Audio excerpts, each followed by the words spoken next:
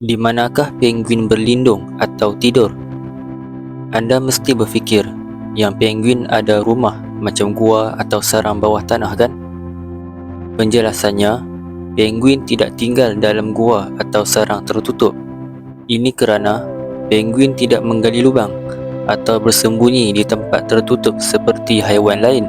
Mereka tidur dan berlindung di tempat terbuka seperti di atas ais, batu dan salji. Bergantung juga pada spesies dan kawasan. Apa? Tidur di tempat terbuka? Tak sejuk ke?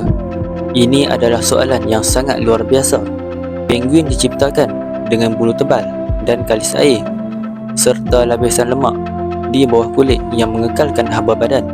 Bila angin sangat kuat, mereka berkumpul dalam kumpulan besar supaya saling berkongsi haba badan. Jadi, berbalik kepada persoalan, bagaimana penguin tidur? Baring atau meniarap? Jawapannya, penguin tidur baring atau berdiri di atas salji. Mereka tidur sekejap-sekejap atau short naps sepanjang hari dan malam, bukan terus lama seperti manusia sehingga 12 jam. Ada yang tidur sambil berdiri dan ada juga bersandar pada ekor. Jadi, itulah serba sedikit bagaimana mereka tidur dan berlindung.